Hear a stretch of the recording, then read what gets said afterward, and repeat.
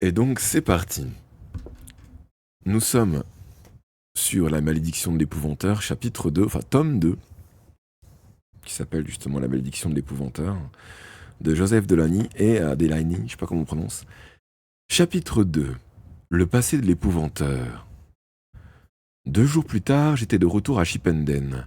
Mon maître voulut aussitôt entendre le récit de mon aventure. Lorsque j'eus terminé, il me pria de le répéter, puis il se gratta la barbe et poussa un profond soupir. Qu'a dit le docteur à propos de mon imbécile de frère? Voulut-il savoir. Va-t-il s'en tirer?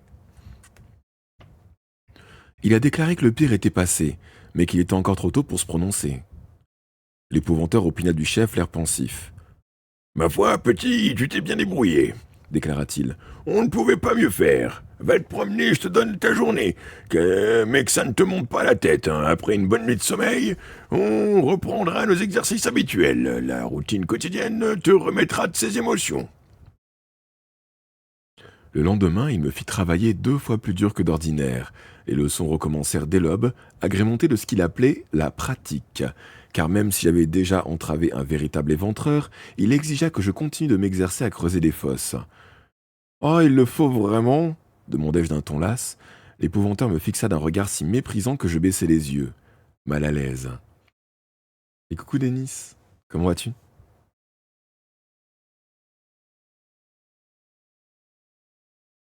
Tu te crois désormais au-dessus de ça, petit? Sache que tu ne l'es pas, et ne sois pas si suffisant. Tu as encore beaucoup à apprendre. Tu es peut-être venu à bout de ton premier gobelin, mais tu avais de bons artisans à tes côtés. Un jour, tu seras seul, et tu devras être assez rapide pour sauver ta vie.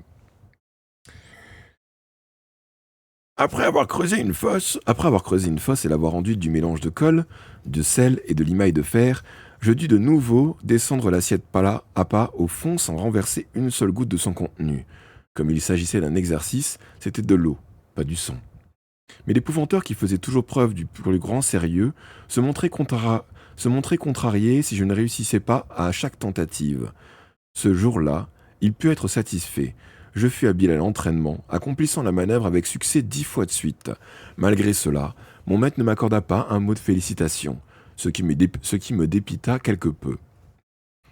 Vint ensuite un exercice pratique qui me plaisait particulièrement, le maniement de la chaîne d'argent. Un poteau de 6 pieds de haut planté dans le jardin ouest servait de cible. Je me plaçais à des distances variables et répétais le geste pendant plus d'1 heure, gardant à l'esprit que, un jour ou l'autre, j'aurais une véritable sorcière en face de moi et que, si je la manquais, elle ne me laisserait pas une seconde chance. C'était un coup à prendre. On enroulait la chaîne autour de sa main gauche, puis d'un vif mouvement de poignet, on la lançait de sorte qu'elle vienne s'enrouler serrée autour du poteau. J'arrivais ce jour-là, à une distance de 8 pieds, à atteindre ma cible 9 fois sur 10. Monsieur Grégory ne me complimenta cependant qu'à contre-cœur. Pas trop mal, je dois l'admettre. Mais quitte cette RBA, petit.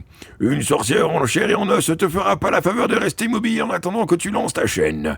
À la fin de l'année, je veux du 10 sur 10, pas moins.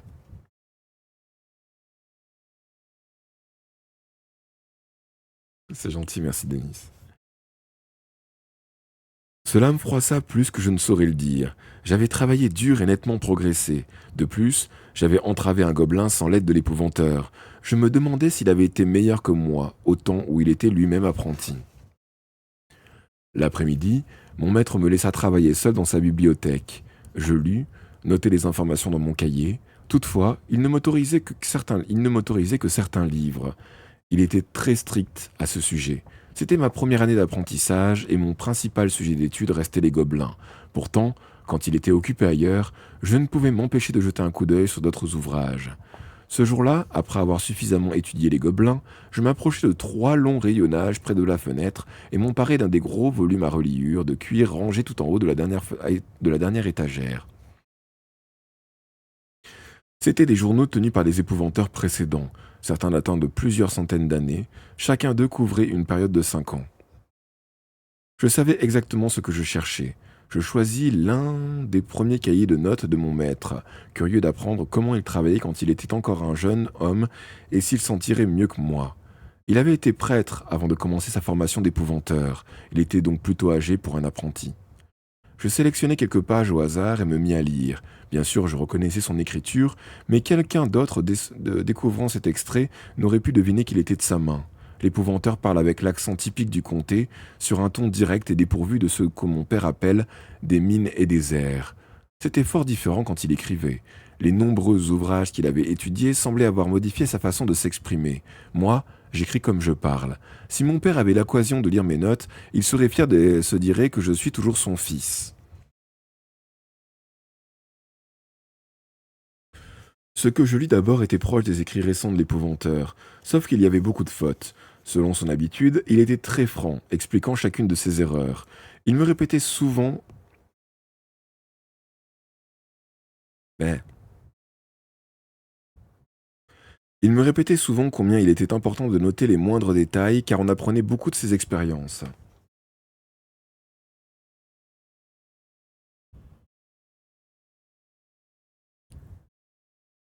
Je sais pas si c'est la chaleur qui m'a fait bugger ou s'il y a un souci.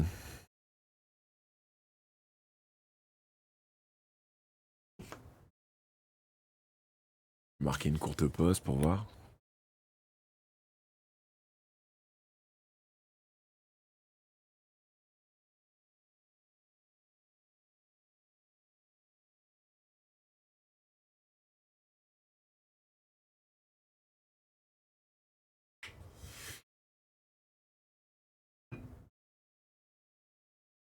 Je tremble même pas encore. Bizarre. Après, comme j'ai très peu dormi et que j'ai très chaud, ça peut jouer. Il me répétait souvent combien il était important de noter les moindres détails car on apprenait beaucoup de ses expériences.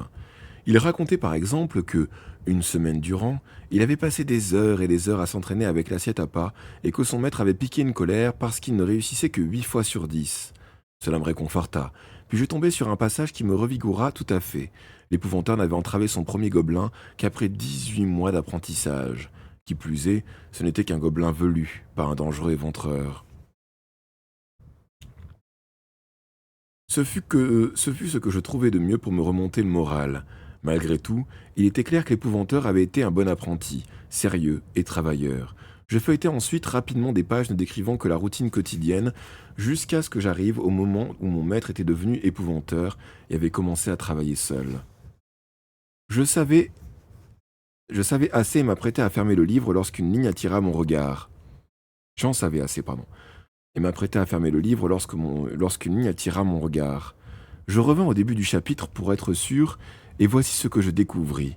Je ne le retranscris sans doute pas mot à mot, mais je possède une excellente mémoire, c'est donc assez fidèle, et, après avoir lu ce que mon maître avait écrit, je n'étais pas prêt de l'oublier.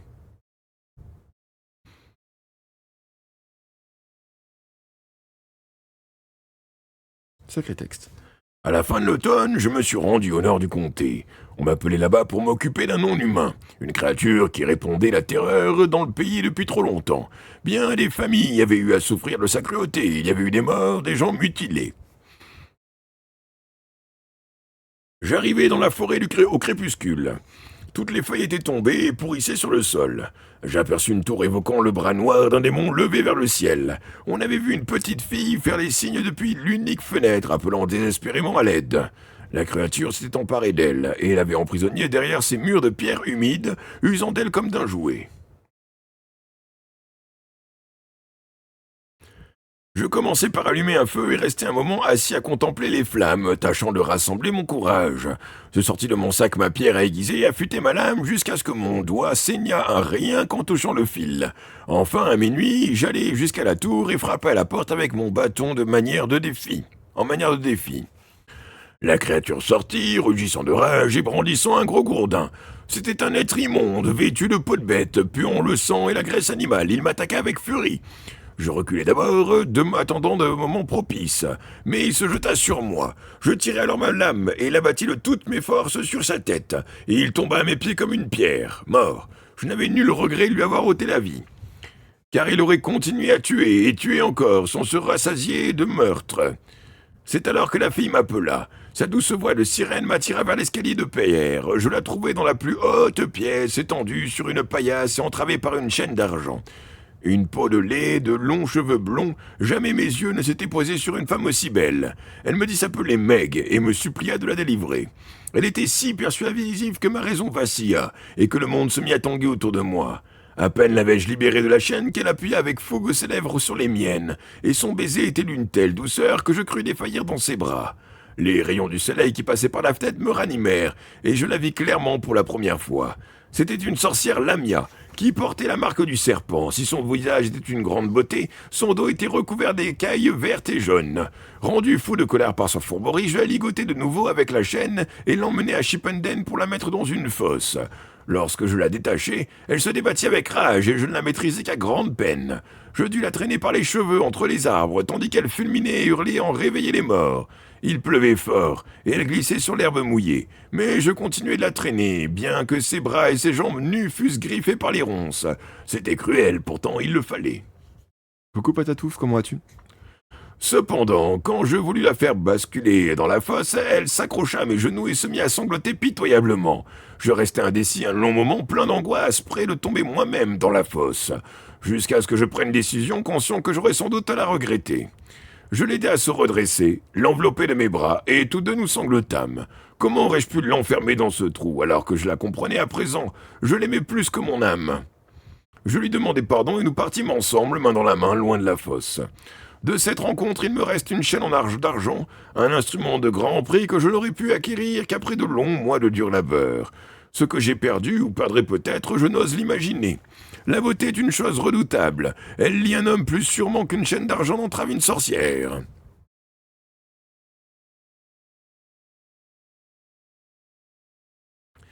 J'avais peine à croire ce que je venais de lire. L'épouvanteur m'avait répété à maintes reprises de me méfier des jolies filles, et il avait transgressé sa propre règle. Meg était une sorcière, pourtant, il ne l'avait pas enfermée dans la fosse. Je feuilletai rapidement la fin du cahier dans l'espoir de relever une autre allusion à cette femme, mais je ne trouvai rien, rien du tout. On aurait dit qu'elle avait cessé d'exister. Si je savais pas mal de choses au sujet des sorcières, je n'avais encore jamais entendu parler de sorcière Lamia. Je remis le volume en place et cherchai sur le rayon en dessous où les livres étaient classés par ordre alphabétique. J'ouvris un exemplaire portant l'étiquette sorcière, je n'y lus aucune référence à Meg. Pourtant, l'épouvanteur n'avait-il rien écrit autour d'autre sur elle? Que lui était-il arrivé? Était-elle toujours en vie? Quelque part par ici dans le comté?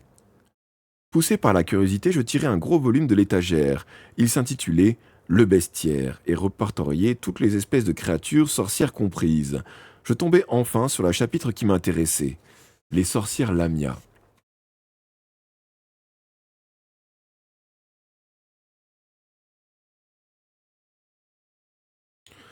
J'appris que ces sorcières particulières n'étaient pas natives du comté. Elles venaient d'un pays au-delà de la mer. Elles redoutaient la lumière du soleil et la nuit. Elles pourchassaient les hommes pour se nourrir de leur sang. Elles avaient la capacité de se métamorphoser et se partager en deux catégories, les sauvages et les domestiques. Les sauvages étaient les sorcières Lamia à l'état naturel, dangereuses, imprévisibles et ne ressemblant que fort peu aux humains. Leur peau était écailleuse et elles avaient des griffes en guise d'ongles. Certaines se déplaçaient à quatre pattes, d'autres possédaient des ailes, un corps recouvert de plumes et volaient sur de courtes distances. Au contact des humains, un lamia sauvage pouvait se changer en lamia domestique. Elle prenait peu à peu l'aspect d'une femme tout en conservant généralement une étroite ligne d'écailles jaunes et vertes le long de la colonne vertébrale.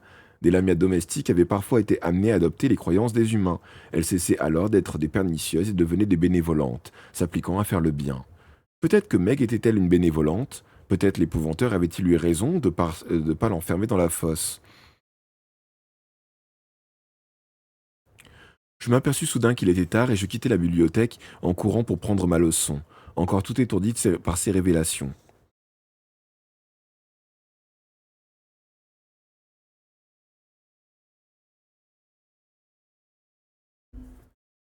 Quelques minutes plus tard, M. Grégory et moi étions dans le jardin ouest, sous les arbres à l'endroit où la vue sur les collines était dégagée, tandis que le soleil d'automne descendait à l'horizon. Je m'assis sur notre banc habituel et notai ce que l'épouvanteur me dictait tout en marchant de long en large, mais je n'arrivais pas à me concentrer. Nous avions commencé une leçon de latin. J'avais un cahier réservé à la grammaire et au vocabulaire, nouveau que mon maître m'enseignait. J'y avais écrit des listes et des listes de mots, et il était presque plein. J'aurais aimé interroger l'épouvanteur sur ce que je venais de lire et ne savais comment m'y prendre. J'avais enfreint la règle en consultant des livres interdits. Je n'étais pas censé prendre connaissance de son journal, et je regrettais de l'avoir fait. Si je lui en parlais, il serait furieux. Ces pensées tournaient dans ma tête, et j'avais de plus en plus de mal à rester attentif à la leçon. Par ailleurs, j'avais faim, et j'attendais avec impatience l'heure du dîner. Généralement, mon maître me laissait libre en fin de journée. Or, ce jour-là, il ne me ménageait pas. Cependant, le soleil se coucherait dans moins d'une heure, et l'essentiel de la leçon était terminé. J'entendis alors un son qui me fit grommeler intérieurement. Une cloche sonnait, pas la cloche de l'église, non, c'était le timbre très particulier de celle qui annonçait nos visiteurs. Personne n'avait le droit de monter jusqu'à la maison de l'épouvanteur. Les gens qui avaient besoin de lui devaient se rendre à un croisement, à la sortie du village, et tirer la cloche pour l'avertir. Va voir ce que c'est, petit. Me dit-il avec un mouvement du menton. En temps normal, nous y serions allés tous les deux, mais il sentait encore faible. Je partis sans précipitation, et dès que je fus hors de vue, je marchai à une allure de promenade. Le crépuscule approchait, on ne pourrait rien entendre le soir même. On ne pourrait rien entreprendre le soir même, d'autant que l'épouvanteur n'était pas complètement remis. Ça attendrait le matin de toute façon. Je m'informerai du problème et ferai un rapport détaillé à mon maître pendant le souper. Plus tard je rentrerai, moins j'aurai de leçons à noter. Le poignet me faisait mal d'avoir tant écrit. Le croisement entouré de saules, qu'on appelle dans le comté les arbres à osier, était un lieu lugubre, même en plein jour, qui me mettait mal à l'aise. D'une part, on ne savait jamais qui on allait y rencontrer. D'autre part, on ne nous appelait que pour nous annoncer de mauvaises nouvelles, nécessitant l'intervention de l'épouvanteur. Un jeune homme attendait là, un garçon aux ongles sales, chaussé de grosses bottes de mineur. Il paraissait encore plus nerveux que moi, et il me débita son histoire à une telle vitesse que je n'y compris rien et le priai de répéter. Puis il s'en alla, et je retournai à la maison. Au pas de course cette fois. L'épouvanteur était toujours près du banc. L'épouvanteur était toujours près du banc, la tête baissée. À mon arrivée, il leva les yeux et me regarda, le visage triste. Je supposai que, d'une manière ou d'une autre, il savait déjà ce que j'avais à lui apprendre. Je lui transmis malgré tout.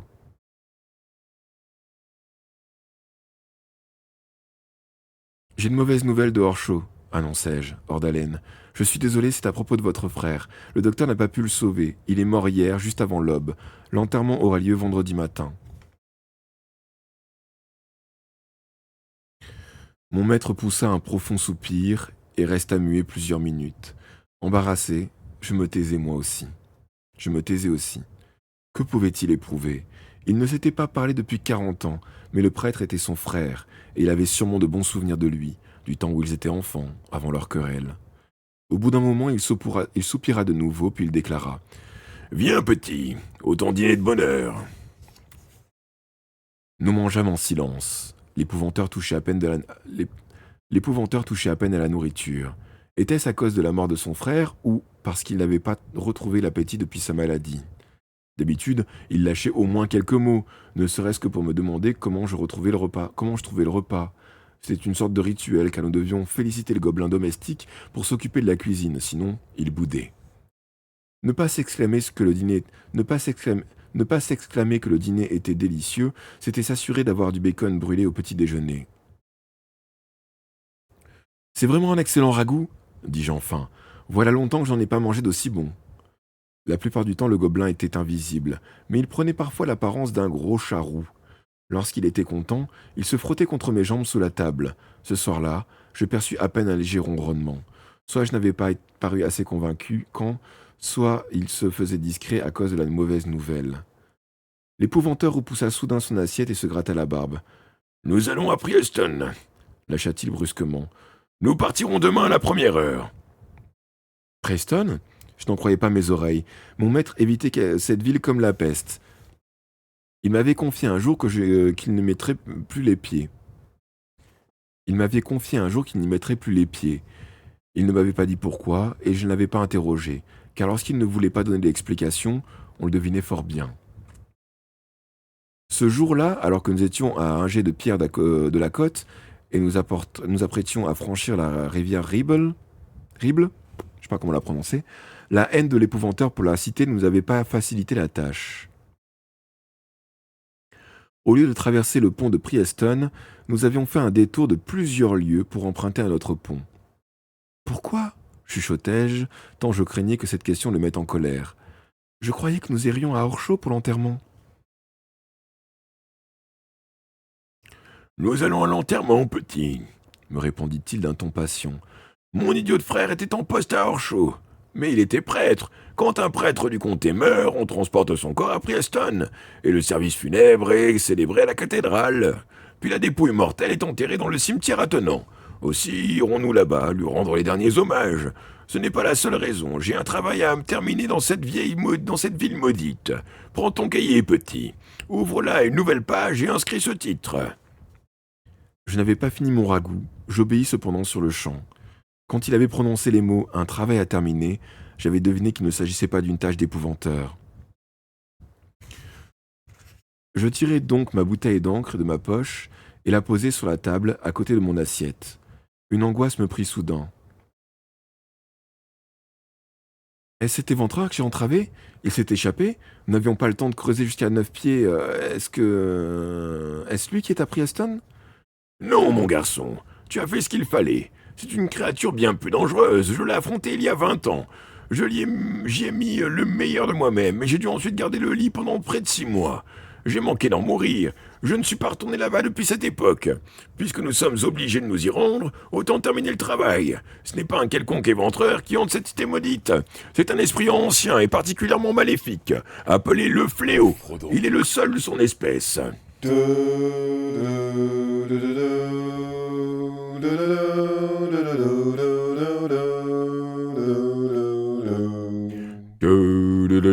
Et merci Runner Games pour le raid. Comment s'est passé sur Baldur's Gate 3?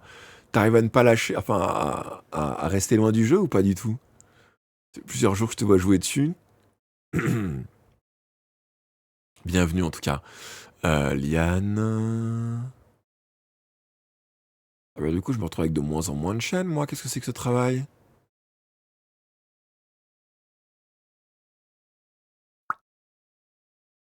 Voilà.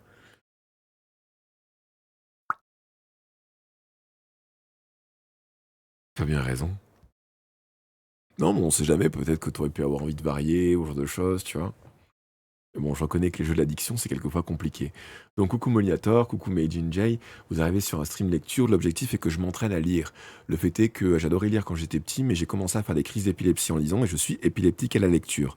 Donc, l'objectif de ces streams et de ces enregistrements, c'est que je lise des bouquins. Voilà, et j'essaye de lire un chapitre par chapitre, on verra bien où ça nous mène, et après on verra selon mon repos, je me suis prévu un peu de quoi grignoter, on va tout juste terminer un chapitre là. Et donc j'étais en train de lire le chapitre 2 de La malédiction de l'épouvanteur. D'accord. Puisque nous sommes obligés de nous y rendre, autant terminer le travail. Ce n'est pas un quelconque éventreur qui hante cette ville maudite, c'est un esprit ancien et particulièrement maléfique appelé le Fléau. Il est le seul de son espèce. Sa puissance ne cesse d'augmenter. Il faut donc mettre un terme à ses agissements. Je ne peux me dérober plus longtemps. Je notais le Fléau en tête de chapitre sur une page vierge. Or, à ma grande déception, mon maître secoua la tête et bâilla largement. À la réflexion, cela peut attendre, déclara-t-il. Fini de manger, petit, nous nous lèverons très tôt demain matin. Nous ferions mieux d'aller nous coucher. Et voilà, fin du chapitre.